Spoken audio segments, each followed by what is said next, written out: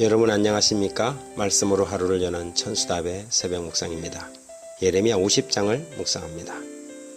예레미야 50장은 세계를 제패한 제국 바벨론의 멸망에 대한 예언입니다. 우상 숭배와 언약을 저버린 유다와 애굽 그리고 주변 나라들을 심판하는 하나님의 손에 들린 막대기였고 망치 같은 나라였던 바벨론이 오히려 심판이 예고되고 무너질 것이라는 경고가 본장 전체를 구성하고 있습니다. 18절과 23절에 그러므로 만군의 여호와 이스라엘의 하나님이 이같이 말하노라.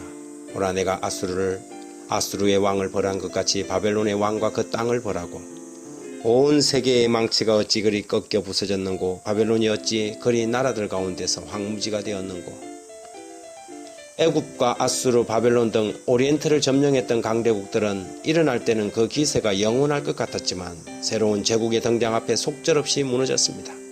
그것은 마치 다니엘 2장의 느부갓네살 왕의 꿈처럼 세상 나라들은 바람에 불려 날아간 여름 타작마당의 겨같은 존재들이며 그 역사의 수레바퀴를 돌리시는 분은 하나님이심을 증명해 주고 있습니다. 하나님이 역사를 주관하는 감독이고 저들은 그 감독의 지시로 자신의 역할을 수행하는 연기자들입니다. 자기에게 주어진 연기를 성실하게 마치면 역사의 무대 위에서 커튼 뒤로 사라지는 것이죠. 그런데 바벨론은 이런 하나님의 계획을 거부하고 영원한 국가가 되려고 하였습니다. 금, 은, 동, 철의 나라가 아닌 오직 자신들만의 나라가 영원하기를 바란 나머지 머리끝부터 발끝까지 금으로만 만들어진 신상을 두라평지에 세웠지요. 역사의 섭리를 거부한 것입니다. 그러한 바벨론에 하나님의 심판이 임할 것이었습니다. 유다를 정신 차리게 하고 난 다음에 저들을 돌려보내야 할 책임이 바벨론에 있었지만 그 역할을 거부한 바벨론 대신 하나님은 그 일을 수행할 수 있는 나라, 다른 나라, 은혜 나라, 페르시아를 그분의 종으로 부른 것입니다. 난공불락의 도성 바벨론이 페르시아의 대왕 고레스에 의해서 무너졌습니다.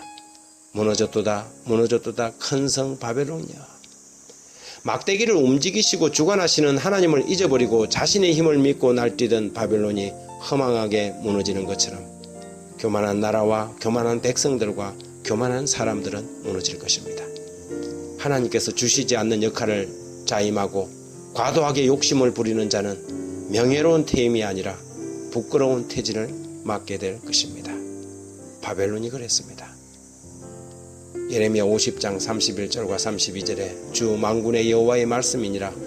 교만한 자여 보라 내가 너를 대적하나니 너의 날 곧 내가 너를 벌할 때가 이르렀음이니라. 교만한 자가 걸려 넘어지겠고 그를 일으켜 세울 자가 없을 것이며 내가 그의 성읍들에 불을 지르리니 그의 주위에 있는 것을 다 삼키리라. 모략을 꾸미고 술수를 짓는 사람들은 바벨론에게서 배워야 합니다. 하나님의 손에 들린 망치였던 바벨론, 그러나 자신의 위치를 망각한 나머지 교만하게 날뛰다가 마침내 스스로 깨어지고 말았지요. 그런 사실을 잘 알았을까요? 사도 바울은 이런 기록을 우리에게 남겼습니다. 고린도전서 10장 11절과 12절에 그들에게 일어난 이런 일은 본보기가 되고 또한 말세를 만난 우리를 깨우치기 위하여 기록되었느니라. 그런즉 선줄로 생각하는 자는 넘어질까 조심하라. 내가 내 몸을 쳐 복종하게 함은 내가 남에게 전파한 후에 자기가 도리어 버림이 될까 두려워함이로다. 넘어질까 조심하고 버림이 될까 두려워해야 합니다. 우리는 주권자가 아니라 그분의 종들이며 그분의 손에 들린 하나님의 도구들임을 한시도 잊지 말아야 하겠습니다.